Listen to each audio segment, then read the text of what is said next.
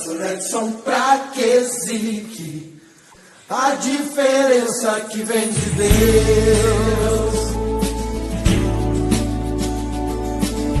Olá, amigos, vamos a mais uma edição de Papo de Bola. Fumaça, tudo bem, cara? Tudo tranquilo. Fumaça, vamos falar sobre essa última convocação do Tite, foi feita agora no começo da semana, dos 2 últimos jogos amistosos da Seleção Brasileira. os 2 últimos amistosos da Seleção Brasileira. Então, antes da gente falar disso, vamos falar um pouquinho de Seleção Brasileira. O que você está achando? Eu particularmente, pastor, eu não gostei. Acho que pela primeira vez, desde que o Tite assumiu o comando da Seleção Brasileira, ele recebeu centenas de críticas. Imprensa, torcedores, sabe? Muita gente discordando completamente da seleção convocada pelo Tite para esses 2 últimos jogos. E por um motivo bem plausível. Por quê? Já que são 2 jogos amistosos, né? Que não são jogos oficiais, ele poderia ter escolhido esses 2 últimos jogos para testar jogadores, né? Jogadores como o Vanderlei, por exemplo, goleiro do Santos, o Luan, atacante do Grêmio, que fez uma partida espetacular contra o Barcelona. Ontem, eu não assisti, eu estava estudando, mas depois de um bom tempo machucado, voltou, fez 2 gols, e assim como eles, vários outros jogadores que já mereciam há muito tempo ter uma chance na seleção e nunca tiveram. Agora, faltando 2 jogos amistosos que não valem nada, apenas para cumprir, né, com o compromisso com os patrocinadores, ele convoca sempre os mesmos jogadores que ele vem convocando desde o começo. Jogadores que não mereciam estar vestindo a camisa da Seleção Brasileira. Por quê?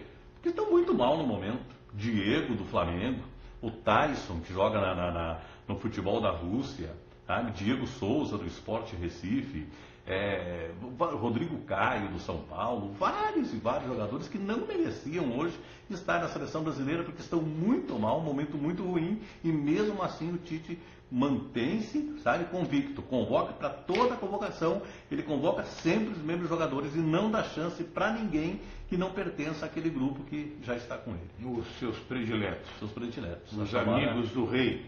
Exatamente. Você desde o princípio sempre foi um grande entusiasta do técnico Tite, eu nem tanto, né?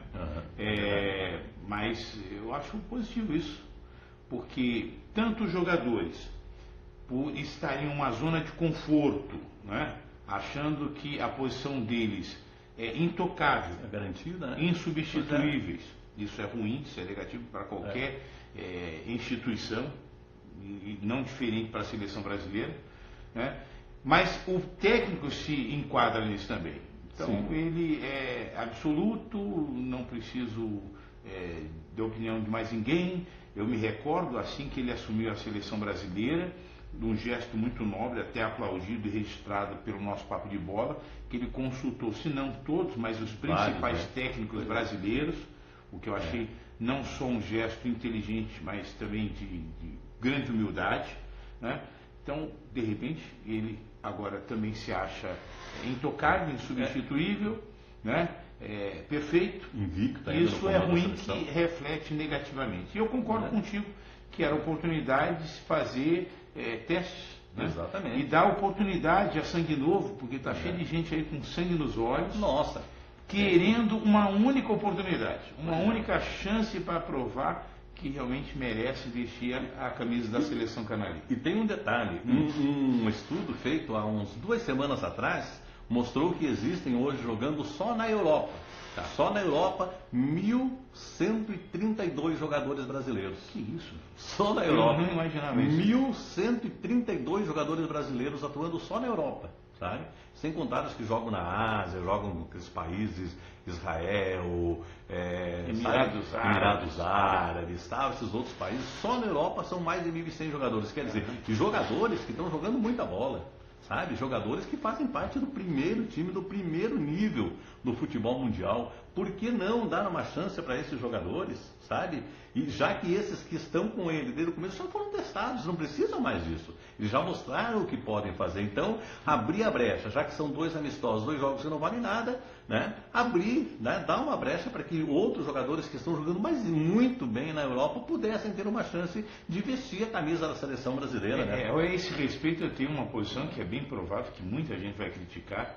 Eu penso que deveria haver um regramento em que o jogador da seleção brasileira Não, um jogador brasileiro que vai para um outro país, ele não pode defender a seleção brasileira. Pois é. Entendeu? Aí daria sim oportunidade a muita gente que ficou no Brasil, que preferiu defender o time local a se tornar um milionário. E o Palmeiras teve alguns jogadores nessa linha. Não é porque é o Palmeiras não, mas tem muito jogador que teve chance de ir para fora, mas preferiu aqui ficar.